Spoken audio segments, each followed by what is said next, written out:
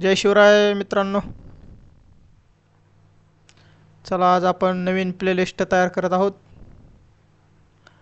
आजपासून आपण डेटाबेस शिकण्यास सुरुवात करणार आहोत.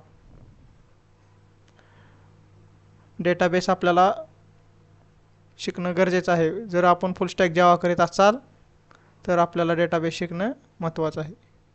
तर आपण ओरॅकल डेटाबेस याची सुरुवात आजपासून करणार आहोत.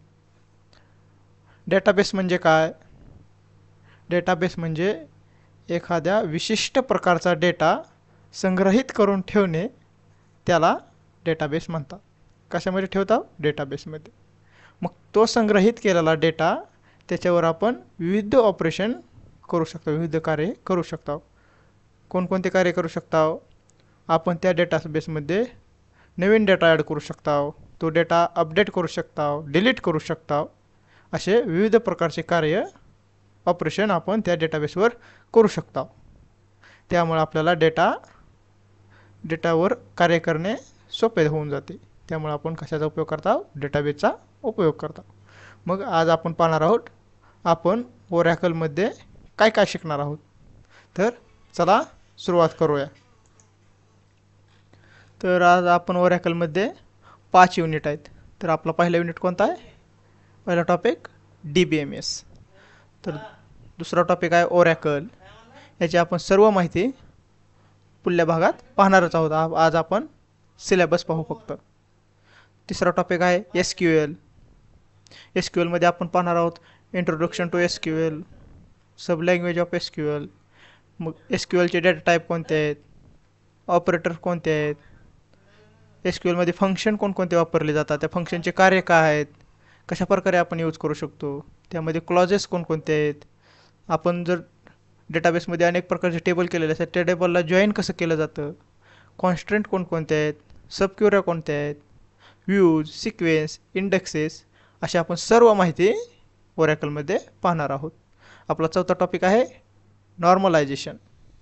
नॉर्मलायझेशनमध्ये आपण व्हॉट इज नॉर्मलायझेशन, परत त्याचा यूज कशासाठी केला जातो, त्याची गरज का लागली नॉर्मलायझेशनची, त्याचे टाईप कोणकोणते आहेत, आपण हे सर्व चौथ्या युनिटमध्ये पाहणार आहोत.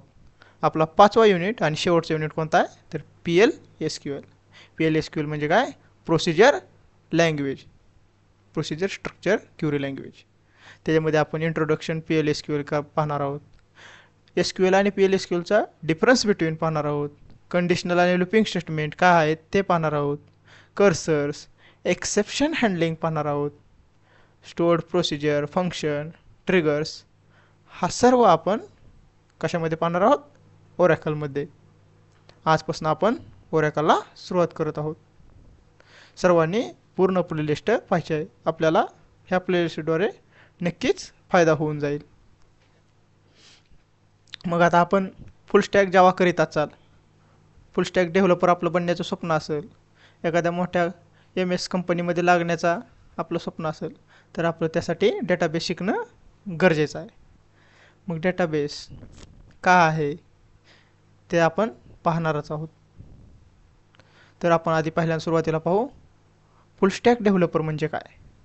फुल स्टॅक डेव्हलपर म्हणजे त्याला फ्रंट एंड आणि बॅक एंड ज्याला येतं तो काय असतो? फुल स्टॅक डेव्हलपर. फ्रंट एंड काय आणि बॅक एंड काय? फ्रंट एंड म्हणजे जे आपले फ्रंट पेजला आपण पाहिलं असेल, एखादा रजिस्टर फॉर्म असेल, लॉग इन फॉर्म, आपण विविध फॉर्म भरत असतो, जे फ्रंट एंडला आपल्याला पाहायला भेटतं ते काय असतात? Front end application. मग ते कसे डेव्हलप केले जातात, त्याचं डिझाईन कशा प्रकारे केलं जातं, कोण करतं? तर काय कोण करत असतं? UI technologies. मग UI टेक्नॉलॉजीज कोणकोणत्या आहेत?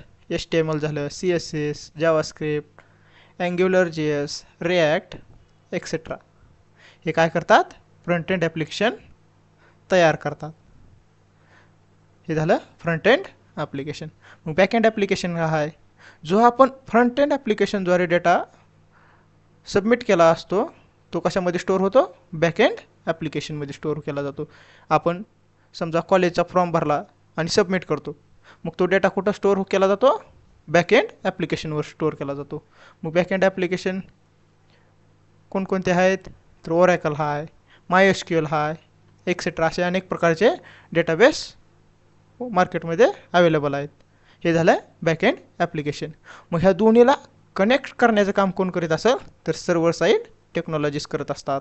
मग सर्व्हर साईड टेक्नॉलॉजीज कोणकोणत्या आहेत तर ते आहेत जावा, .NET, पायथन, PHP.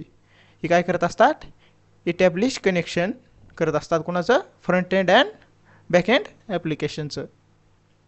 हे झालं फुल स्टॅक डेव्हलपरसाठी लागणारे मटेरियल. आपण एवढं केलं शिकलात तर आपण काय झालात एक प्रकारचा फुल स्टॅक डेव्हलपर तयार झालात.